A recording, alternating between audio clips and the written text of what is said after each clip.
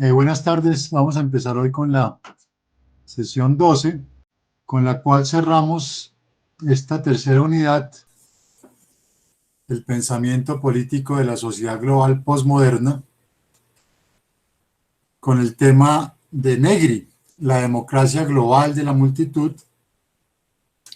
y empatamos con la siguiente unidad y veremos entonces a Agamben y Zizek en el día de hoy.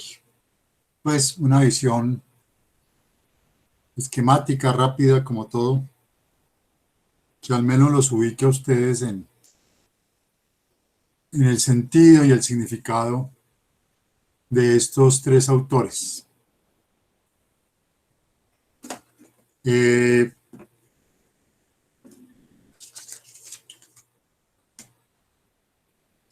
el próximo lunes seguiríamos con Postcolonial. Si no estoy mal, profesora Hincapié. Y después vendría ya feminismo y biopolítica, creo, Sí, señor. para ir cerrando pues este tormentoso semestre. Entonces vamos a ver hoy pues Negri, Agamben, Zizek, final de la tercera unidad, comienzo de la cuarta. Y inicialmente con Negri, el poder constituyente global contra el imperio. Pues estamos en el contexto, nos echamos un poco para atrás, en el contexto de los 70, perdón, donde surgen en Europa una serie de movimientos. El primero, lo que se va a conocer como la fracción del Ejército Rojo, que fue denominada la banda Baader-Meinhof. Hace poco una película, una serie, una película creo, por el canal Europa. Una fracción de una guerrilla urbana inspirada en la teoría del foco, que recuerden ustedes fue la que en cierta manera también fue la conceptualización que se hizo del proceso cubano, de que un foco podía en un momento dado prender un proceso revolucionario, y se crea una guerrilla urbana en la línea de la guerrilla de los Tupamaros en Uruguay. Esto pues se da en Alemania básicamente, y va a tener digamos una organización melliza en Italia, que es la que se va a llamar las Brigadas Rojas, ¿sí? También una organización revolucionaria, ¿sí? Que va a ser, digamos, etiquetada como terrorista, pero que era básicamente una organización política armada, ¿sí? Que se va a oponer al reformismo del Partido Comunista Italiano, y que va a propender por el retiro de Italia de la OTAN. Y estas brigadas las brigadas rojas, secuestran al que fue primer ministro italiano Aldo Moro y lo asesinan. Pues en el argot de ellos lo ejecutan. Y lo dejan incluso en un carro ahí en la mitad entre las dos sedes del Partido Comunista Italiano y el Partido Demócrata Cristiano Italiano. en Roma. Pongo ese contexto porque es en ese marco político donde va a surgir Negri. Y Negri, que es profesor en la Universidad de Padua, dicta teoría del Estado y teoría jurídica y constitucional. Y es el fundador de un grupo que se va a llamar Poder Obrero, en 1969, un año después de mayo del 68. Y ese grupo pues tiene, como se llamaba en mi época, así, tenía unidad de acción con las Brigadas Rojas, y eso hace que Negri sea acusado de pertenecer a las Brigadas Rojas y de haber participado en el asesinato de Aldo Moro en 1978. Se lo encarcela, pero en la cárcel es elegido parlamentario y la inmunidad parlamentaria permite que salga, ¿sí? Y se exilia en Francia, donde va a ser protegido por el gobierno socialista de Mitterrand, de François Mitterrand. Es un gobierno socialista que dura 14 años. En ese momento los periodos presidenciales son de 7 años en Francia, y Mitterrand gana la reelección, y Negri es acogido y se le permite dictar clases, se convierte en profesor de lo que se conoce como la Universidad de París 8, en Saint-Denis, que era la sede de la Universidad de París. París tiene varias sedes, varias son denominadas así: París 1, París 2, París 3. París 1 y París 2 es donde van los abogados y hacen sus carreras de derecho y sus posgrados de derecho. París 8 es donde van los filósofos y donde van los psicoanalistas, en Saint-Denis. Ahí precisamente hice yo mi pasantía para el segundo doctorado en la Nacional. Me envían allá a hacer mi pasantía y estoy ahí una época. Bueno, en ese mismo sitio es donde es profesor Negri. Aquí es importante entrar a considerar las diferentes tradiciones filosóficas en el marxismo. Digamos que hay un escrito, el panfleto, digamos, por excelencia de Lenin, creo, si no es de Stalin, que se llama Tres fuentes y tres partes del marxismo. Tres fuentes y tres partes constitutivas del marxismo. Entonces ahí Lenin muestra que el marxismo se crea por la economía política inglesa, la filosofía política francesa y la filosofía alemana, ¿sí? El idealismo objetivo alemán. Pero la verdad es que hay énfasis. El marxismo ortodoxo realmente se nutre del materialismo de Feuerbach y del Marx Maduro, de la crítica de la economía política del Marx Maduro y de la economía política inglesa. El marxismo heterodoxo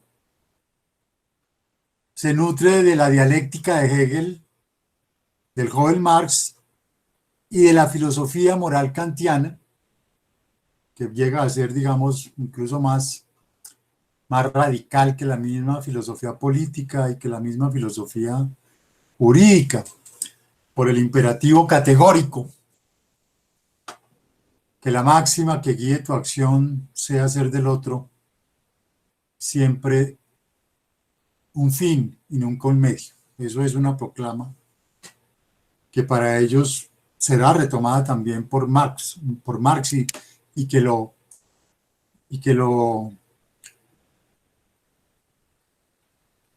inspira, digamos, al ideal revolucionario, ¿no? de lucha por el hombre. Pero hay una tercera tradición filosófica, hablando filosófica, que es la que se ha visto recogida por el marxismo italiano y el marxismo francés. Yo personalmente no me crié ni me formé en esa tradición, me formé más en la tradición de la escuela de Frankfurt, de la dialéctica hegeliana, del joven Marx, la filosofía moral kantiana, pero profesores de la facultad, profesor Leopoldo Múnera, los profesores del grupo de investigación de Teopoco, el finado profesor Edgar Novoa, sí tuvieron una influencia más en esa lectura, que es la lectura espinosista. ¿Sí? Y hay unos libros muy interesantes, el profesor Múnera alguna vez me facilitó algunos, de las lecturas incluso que hace el joven Marx de Spinoza, ¿sí? Los apuntes que Marx toma de las obras de Spinoza. Hay esa tercera línea de inspiración filosófica, sobre todo filosófica, ¿sí? Espinosista, que reitero, encuentra su recepción en el marxismo italiano y en el marxismo francés. Spinoza es un pensador judío.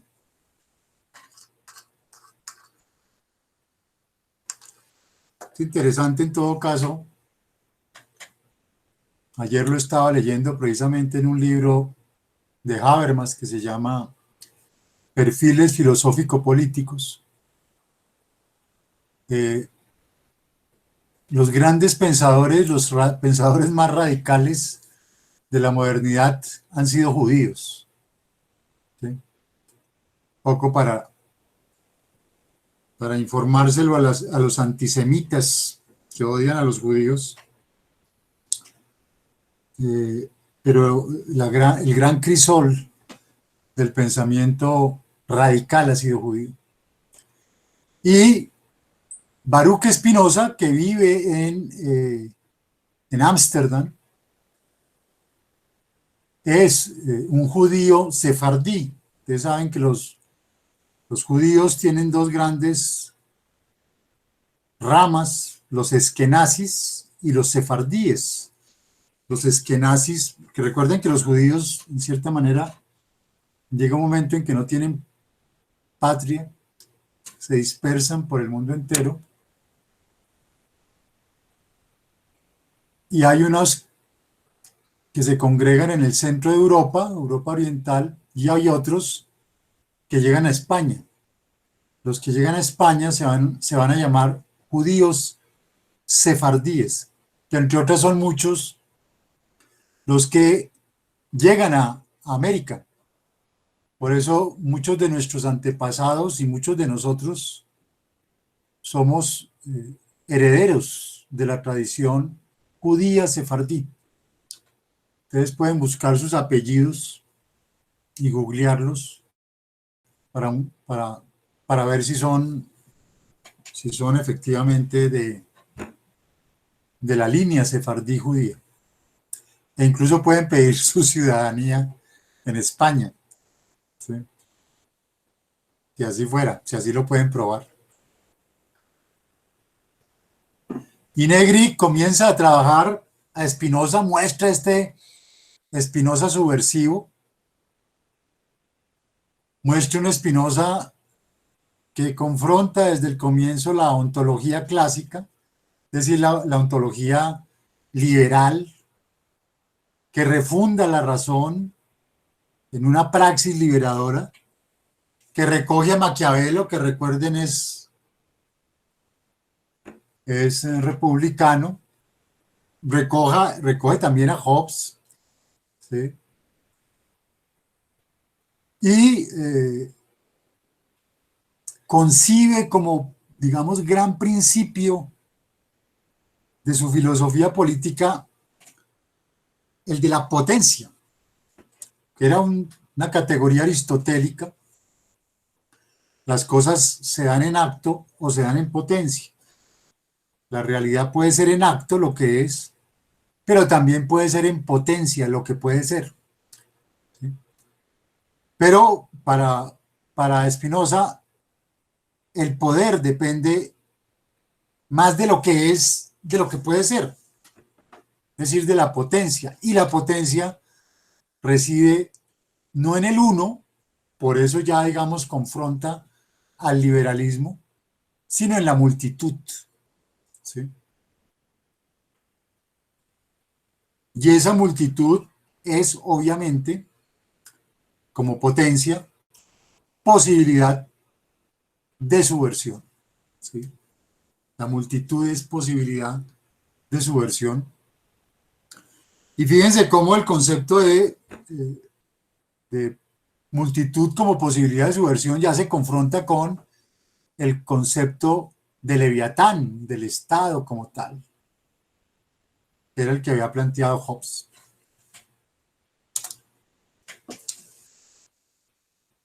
Desarrolla, digamos, desde el 82 esa postura en un libro que llama La anomalía salvaje. Digamos, acá en Spinoza subversivo, pues es mostrar un poco los fragmentariamente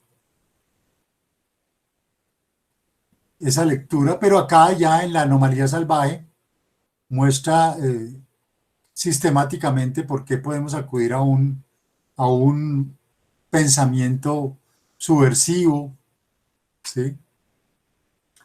De donde la potencia es un concepto de razón colectiva en Spinoza. Y más tarde desarrolla en otro de lo que son sus libros más emblemáticos, el libro Marx más allá de Marx, que son una serie de relecturas de los borradores de Marx, de los Grundrisse, se los llama, que son los borradores de preparación del Capital. Entonces, esto lo articula Negri a un análisis marxista del capitalismo global y recoge además elementos de quienes eran sus colegas en París 8, Foucault, Deleuze y Guattari. ¿Sí? Entonces, digamos que todo esto lo conduce, toda esta reflexión lo va a conducir a su gran obra, que se va a llamar Poder Constituyente. Entonces, como les digo, en la anomalía salvaje desarrolla a Spinoza, vamos, esta línea de filosofía que recoge a Spinoza para el marxismo. ¿Sí? Spinoza es la expresión de esa anomalía del siglo XVII. ¿Sí? Fíjense, el siglo XVII consolida el liberalismo, su teoría del contrato social. Bueno, paralelamente hay una anomalía. Esa anomalía es Spinoza. ¿Sí? Es la anomalía de la potencia, de la multitud como potencia. Entonces, Negri va a plantear que hay tres motivos por los cuales Spinoza tiene que ser estudiado. Primero porque es la fundación del materialismo moderno, es un materialismo inmanente, no mecanicista, como el de Feuerbach o como el materialismo burgués del siglo XVIII. Es además una forma no mistificada de democracia. Y es sobre todo una forma, señores abogados, que no se hipostasia en el Estado, ¿sí? Que no queda hipostasiado, que no queda mistificado, que no queda petrificado en la figura del Estado. Es la democracia, por eso los estalinistas no les gusta Negri, porque sigue hablando de democracia, ¿sí? La democracia más allá del Estado, ¿sí? Y por eso también es desde aquí la crítica al constitucionalismo liberal. Es una lectura de constitucionalismo democrático contra el pensamiento liberal burgués y contra el constitucionalismo liberal burgués. Y tercero, porque esa potencia transgresiva igualmente, y aquí pues el concepto lo recoge casi de la filosofía de la naturaleza Negri, de su filosofía de la naturaleza, es libertad. El universo es libertad.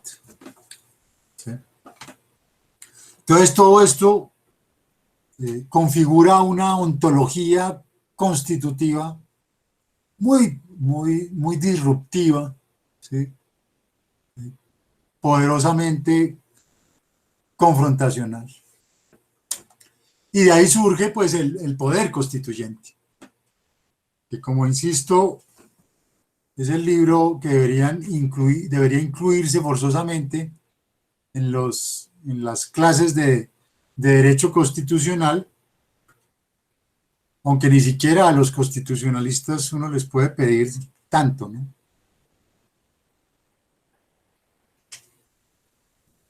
Y él va a mostrar que lo realmente vivo, la potencia, ¿sí?,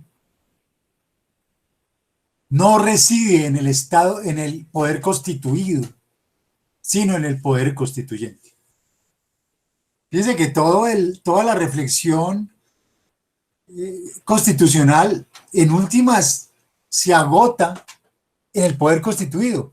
Cogen la Constitución y la acaban en derecho constitucional, ¿sí? La acaban, ¿sí?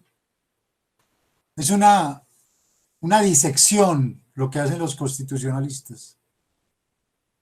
La Constitución es el producto de un acuerdo, de un consenso político. La Constitución es un momento revolucionario. Pero en el momento en que queda fijado y posteriormente cuando lo cogen los constitucionalistas y en buena parte los abogados, esa Constitución queda diseccionada, queda hecha un cadáver, ¿sí? Pierde su fuerza constituyente. Entonces Negri muestra cómo todos los poderes constituidos de la modernidad se crearon, fue a partir de poderes constituyentes.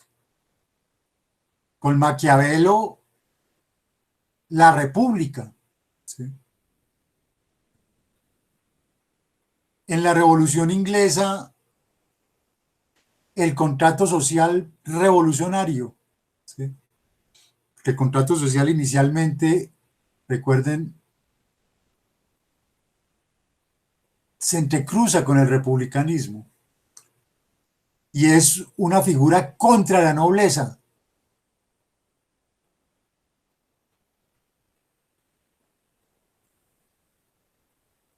En la Revolución Americana, el concepto de espacialidad, el poder constituyente como espacio, ¿sí?, un espacio ilimitado.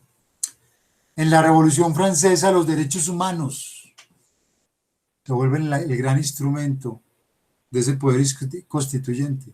En la Revolución Rusa, los soviets, que fueron la democracia popular. Y en mayo del 68, la eclosión de subjetividades, ¿sí?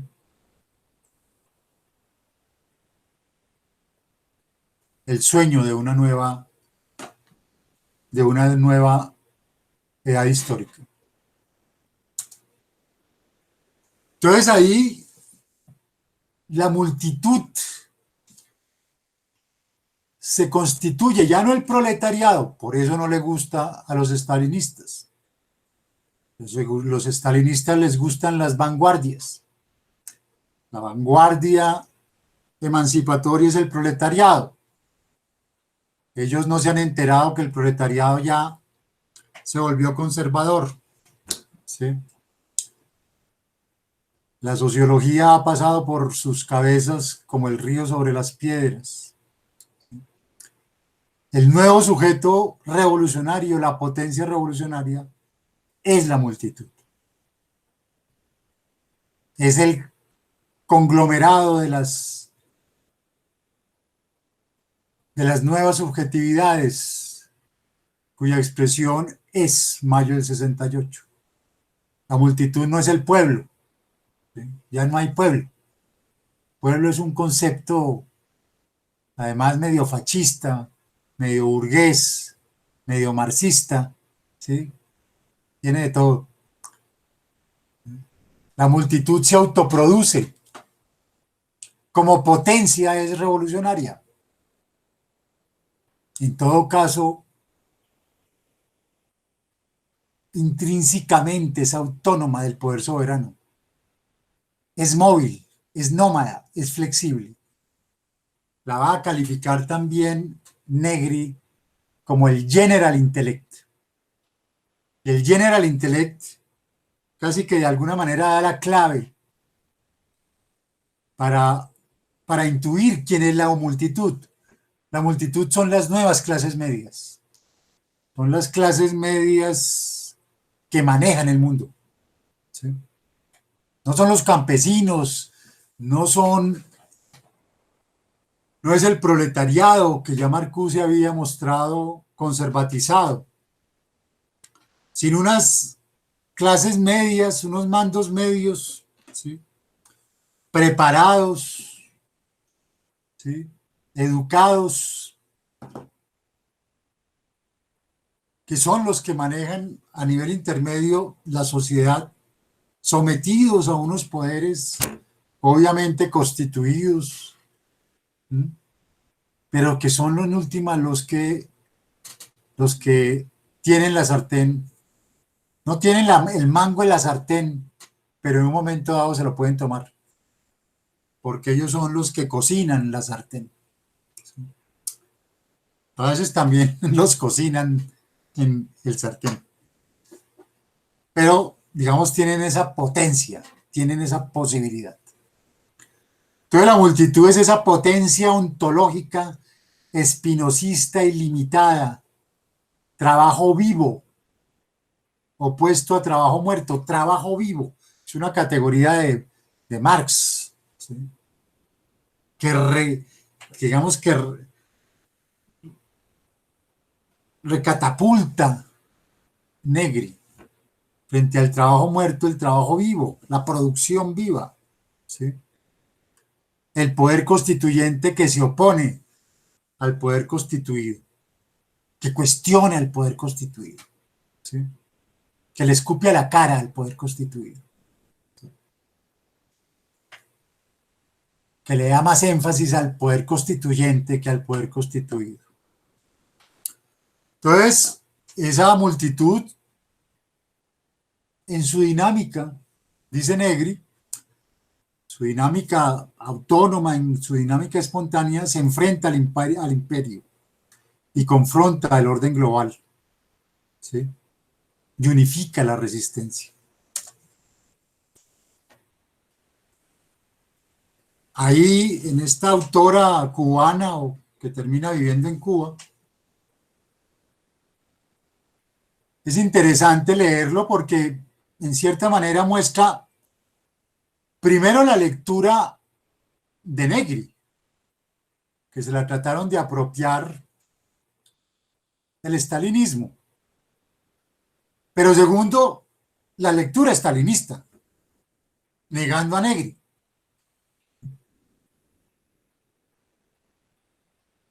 La democracia liberal burguesa sostiene que la soberanía reside en el pueblo y distingue entre poder constituyente y poder constituido. El pueblo, ejerciendo su poder soberano, ejerce el poder constituyente. Elabora la Constitución y crea los poderes constituidos. Una vez ejercitado el poder constituyente, este desaparece y lo que permanece es el poder constituido. El poder constituyente es absorbido en la máquina de la representación, aunque de vez en cuando pueda activarse. La concepción revolucionaria, en cambio, considerando igualmente que la soberanía reside en el pueblo, sostiene que durante la revolución el poder constituyente no tiene fin, que no se detiene, que está siempre en actividad, creando continuamente nuevas respuestas. No se trata de limitar el poder constituyente, sino de hacerlo ilimitado. El único concepto posible de constitución es el de revolución. Poder constituyente precisamente como procedimiento absoluto e ilimitado. Y refiere a Negri. Pero después, en los siguientes párrafos, quiere borrar a Negri. ¿Sí? Y es tratando de demostrar de que no hay oposición, sino complementación dialéctica entre poder constituyente y poder constituido. Eso no es Negri, porque Negri va a poner el acento siempre en el poder constituyente, no en el poder constituido. ¿Sí? Pero lo que está haciendo acá Marta Hernecker fue lo que hizo Cuba y lo que hizo Venezuela. ¿Sí? Concebir un poder constituyente y a partir un poco de la teoría de Negri, legitimar el poder constituido que se había vuelto ya dictatorial. Eso no es Negri. La segunda parte es ya la concepción estalinista que quiere conciliar poder constituyente, que es siempre revolucionario, con un poder constituido dentro de un pseudosocialismo. Marta Harnecker fue asesora de Salvador Allende y de Hugo Chávez.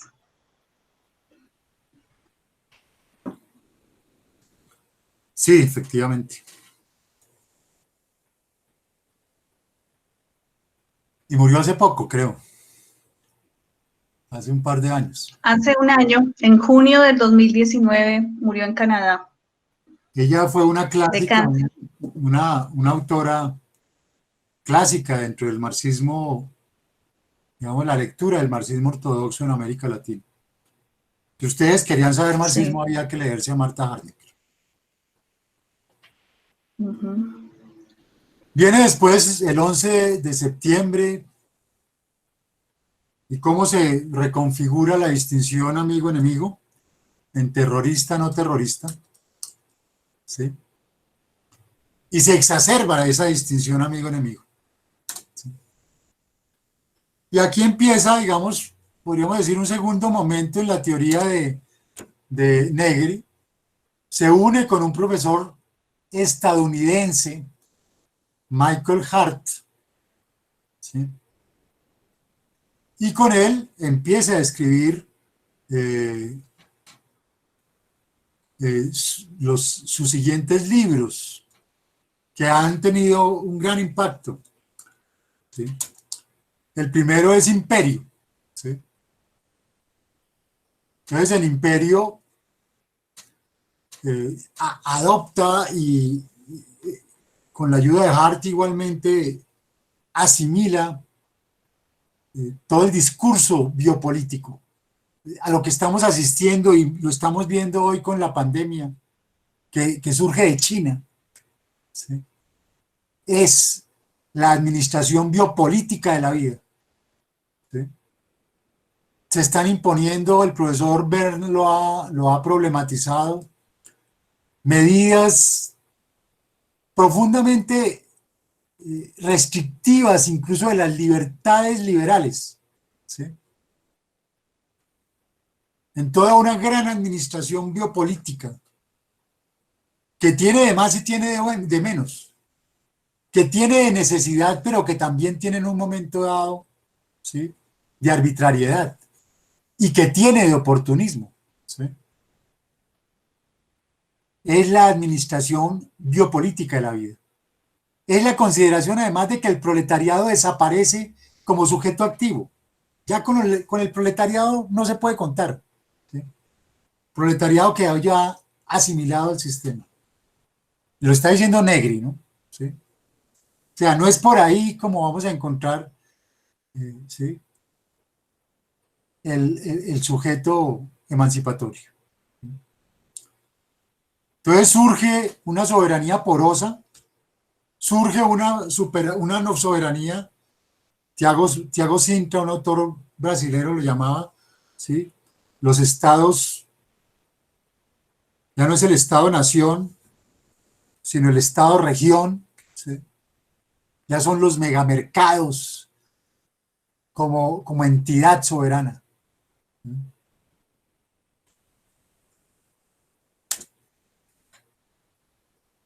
Y toda la teoría del imperialismo marxista, pues toca revisarla, porque ya no hay el coco, que todavía siguen creciendo, que es que Estados Unidos es el imperio, ¿sí?, el imperialismo, y que además Estados Unidos es el malo, pero Europa es el bueno, y China entonces es el socialismo. No, eso sí, eso se perdió ya. No hay imperialismos, hay imperio. Por eso el énfasis de Negri en el imperio. Hay el sistema global, hay el posfordismo, ¿sí?, hay el control global. ¿Cuál es la diferencia entre China, Estados Unidos y la Unión Europea y Rusia?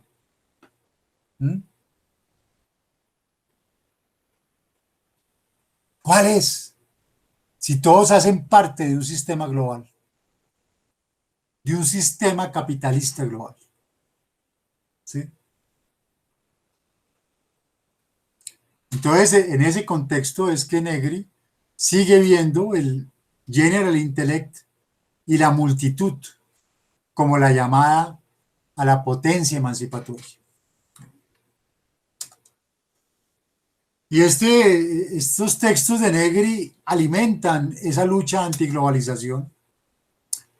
En su libro Multitud, que es muy interesante, ¿sí?, tiene una estructura hegeliana de, ustedes quieren, de tesis, antítesis, síntesis.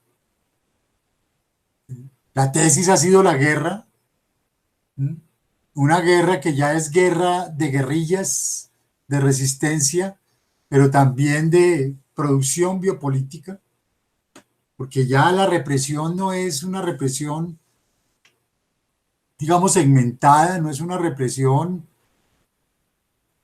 contra un grupo, ya es el manejo de la información, es el manejo de las comunidades, fíjense, el manejo de las ciudades. Hoy se cuestiona incluso que el Corona App rompe los límites ¿sí?, de la privacidad, ¿sí? Usted entonces ya tiene que mostrar dónde está, dónde se mueve. Bueno, eso es prácticamente un estado totalitario. Son las características del estado totalitario, de que usted tiene que estar censado,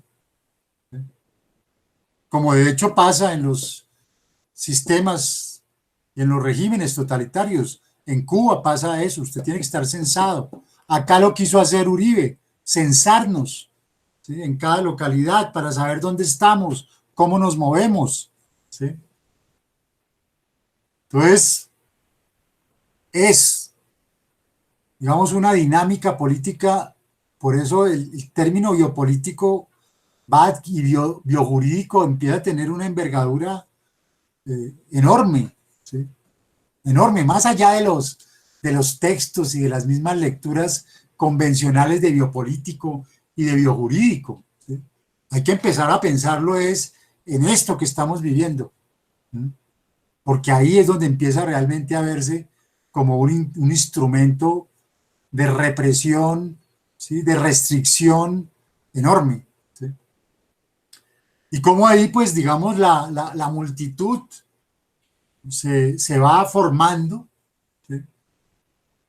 Fíjense, yo insisto, es muy interesante las expresiones que se presentaron después del 21N acá en Bogotá y en Colombia, que pasamos de la, digamos, de la lectura estético-anarquista, todo vale, nada vale, ¿sí? Hagamos quemas, destruyamos tal, a la resistencia simbólica, ¿sí?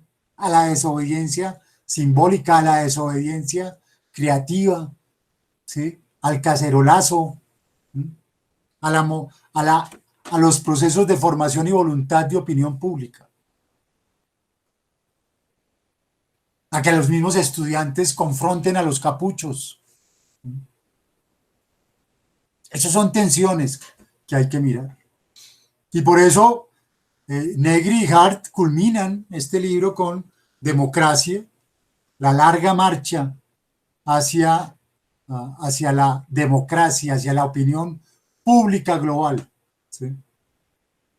Y van a plantear, ya en Imperio habían planteado el republicanismo revolucionario posmoderno, y aquí hablan de la necesidad de unir a Madison, el republicano de la Revolución Norteamericana, y a Lenin. ¿Sí? Hay que fundirlos a los dos. ¿Sí? Republicanismo y organización. ¿Sí? Eso es lo que se conoce como republicanismo cosmopolita. Procesos de formación y voluntad de opinión pública global, ¿sí? Más allá del imaginario westfaliano, planteamiento de Nancy Fraser, que seguramente la profesora Incapié recogerá en feminismo. Esa es, y empieza a ser la democracia de la multitud, la democracia de la movilización.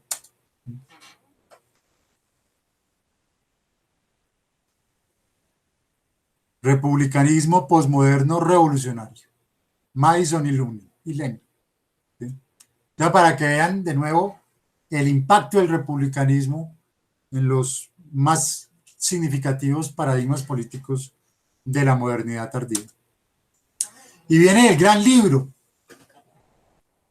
que se publicó en el 17 y que ya está rodando, La Asamblea, la crítica a las vanguardias. La crítica a las vanguardias estalinistas, particularmente.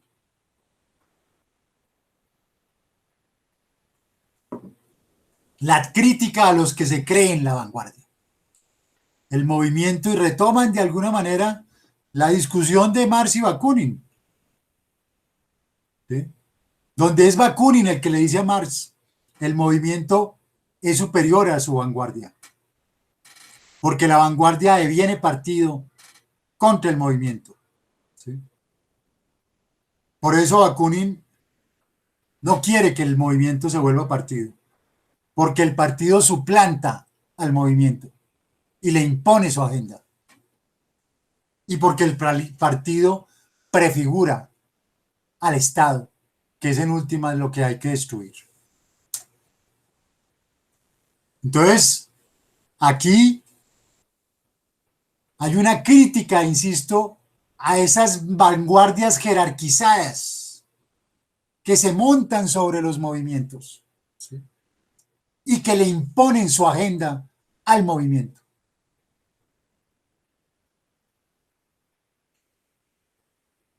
Y es un llamado a que esas vanguardias comprendan la nueva dinámica de los movimientos en la posmodernidad, en las sociedades posmodernas, ¿sí? Porque todos estamos acá en la posmodernidad.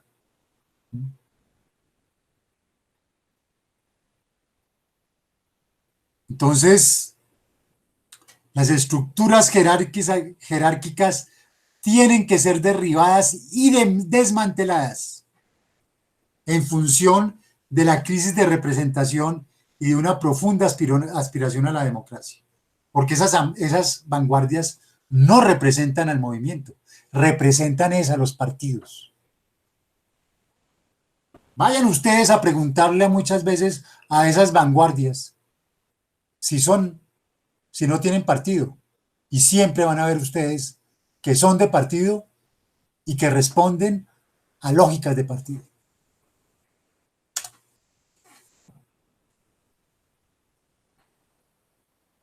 Entonces, muestra cómo ha habido una crítica desde hace mucho tiempo a esas formas centralizadas y verticales de organización, incluyendo las figuras carismáticas, esos líderes que surgen de repente en las asambleas, esos consejos de dirección, esas estructuras de partido, ¿sí?,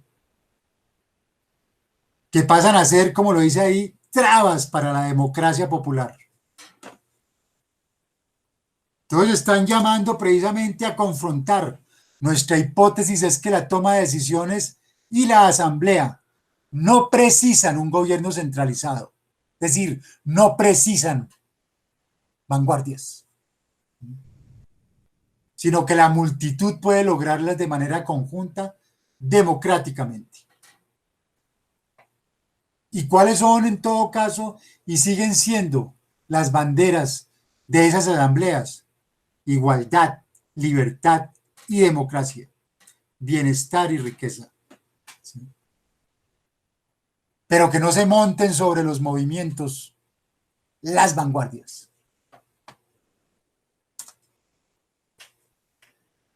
Paolo Virno, también italiano, también implicado, también acusado de cómplice de las Brigadas Rojas, también encarcelado, es otro de los grandes intelectuales italianos, ¿sí? Y él también piensa la multitud. Lo interesante de Virno, para el que le interese el tema, es que él ve la multitud primero como una forma de vida. La forma de vida es una categoría hoy en día clave de la sociología. Ya ni siquiera la categoría de eticidad. En todo caso, la eticidad como que nos amarra indirectamente a una clase social o nos amarra indirectamente al contexto en donde nacimos. Sino la forma de vida es más una opción de vida, ¿sí?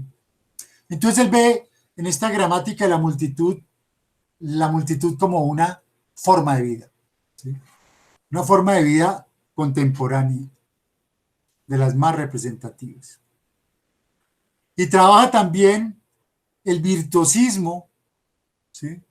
Porque obviamente el movimiento, digamos, funcionalista, eso lo denuncia Foucault,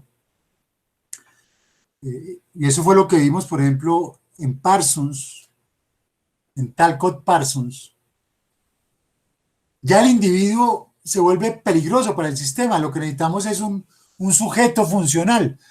Y recuerden que el sujeto funcional tiene que adoptar unos valores funcionales. Entonces el virtuosismo, es decir, el cultivo de mí mismo, se vuelve peligroso. Bueno, pero resulta que el virtuosismo, por ser peligroso, es necesario alimentarlo. ¿Cuál es su especificidad? ¿Usted es masa o usted es virtuoso? ¿Usted es imagen o usted es auténtico?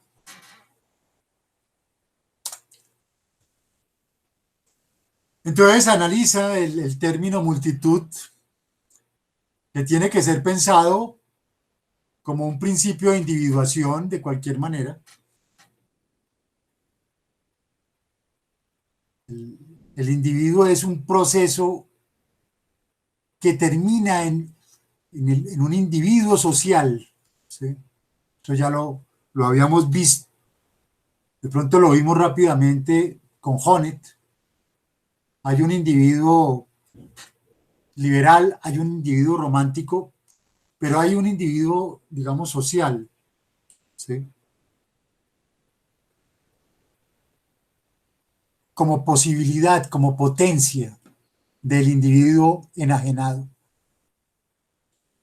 Esa multitud obviamente remite a la noción biopolítica de Foucault, porque la multitud, cuando se manifiesta, y vean ustedes nuestro ejemplo más cercano, los movimientos que surgen después del 21N, del 21 de noviembre.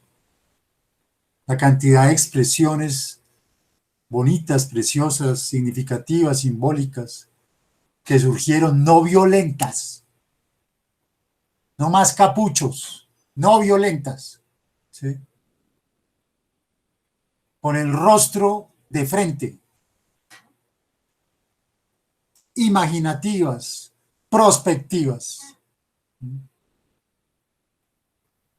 Qué lástima, pues, que eso se cortó por la Navidad y después se nos vino la pandemia, ¿sí? Y el movimiento no pudo mantenerse. Pero ahí vimos unas semillas muy interesantes que confronta todo ese concepto de conflicto autoritario y estalinista. Entonces, Virno intenta darle eso, mostrando de cualquier forma esa multitud como sujeto revolucionario, pero también la ambivalencia de la multitud, porque la multitud son clases medias, y las clases medias, ya lo había dicho Pulanzas, pueden ser revolucionarias, pero también pueden ser muy reaccionarias. ¿Sí? Las clases medias pueden volverse multitud, pero también pueden echarse para atrás. Son ambivalentes. Y eso es lo interesante de Virno, que él analiza y muestra, ojo, no endiosen a la multitud como antes los marxistas ortodoxos endiosaron al proletariado, porque fíjese que en qué quedó el proletariado.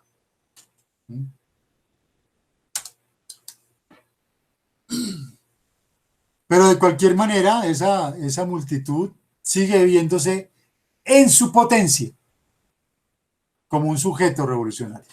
¿Sí? Construcción histórica colectiva, poder constituyente, comunicación liberada. ¿Sí?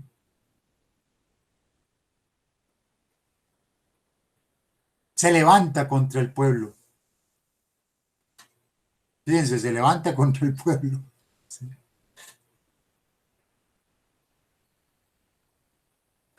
Porque el pueblo se vuelve terriblemente conservador.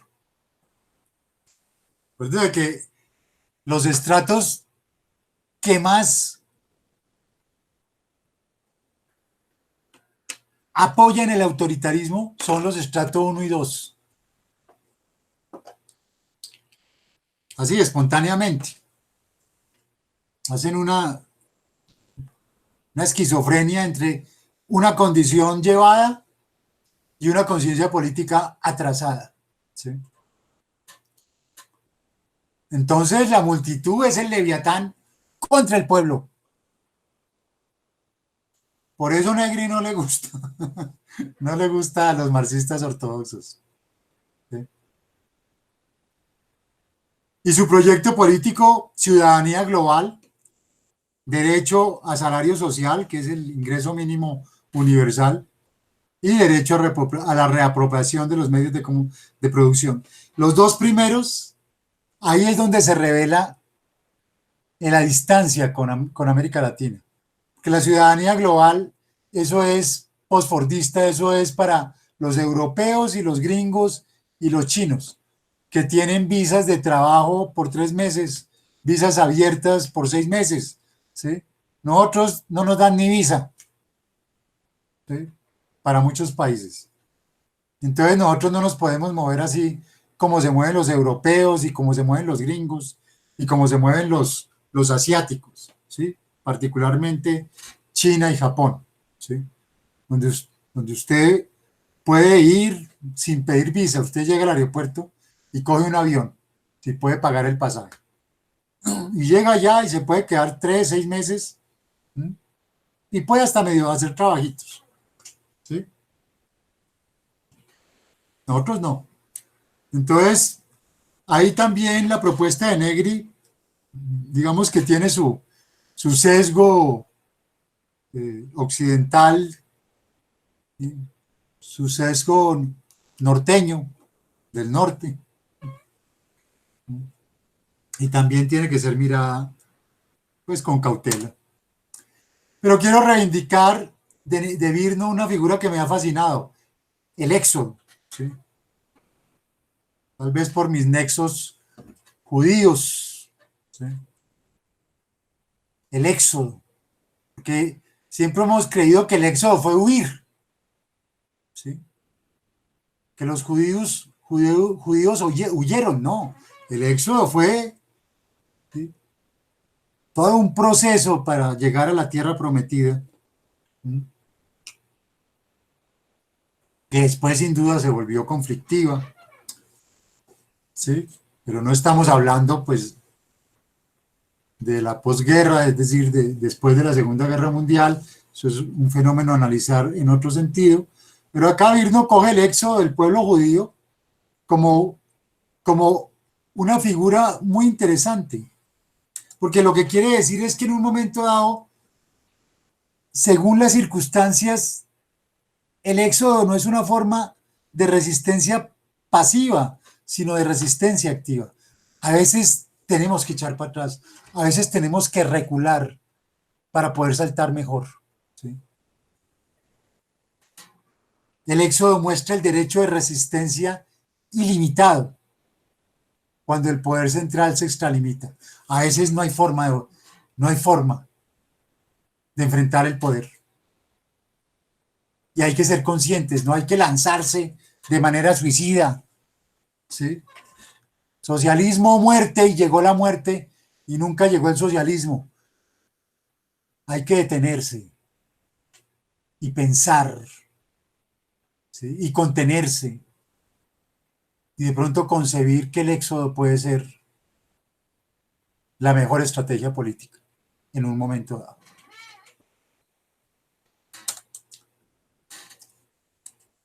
Entonces, en Virtuosismo y Revolución, Virno va a plantear que el general intellect, la multitud, puede en un momento optar por el éxodo. Por éxodo entiendo, por el contrario, un modelo de acción de pleno derecho, capaz de medirse con las cosas últimas de la política moderna, con las parejas fundamentales, tales como mando-obediencia, público-privado, amigo-enemigo, consenso-violencia.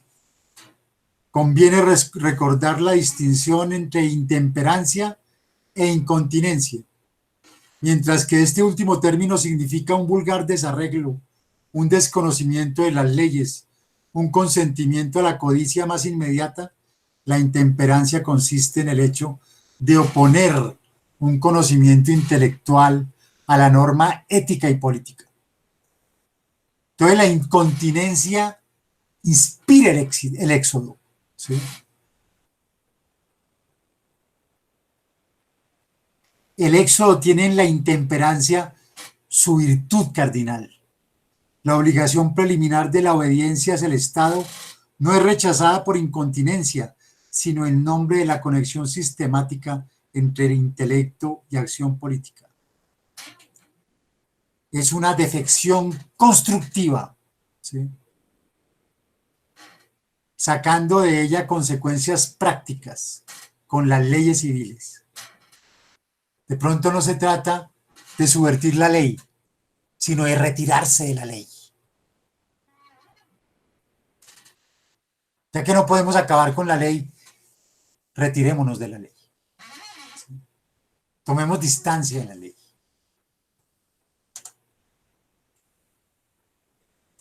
Entonces ese éxodo es una desobediencia antisistémica, remite al cuestionamiento y a la defección de la lógica sistémica. Y se opone al llamado marxista-leninista, es decir, al estalinista, de la toma del poder estatal. Porque en un momento dado no se puede.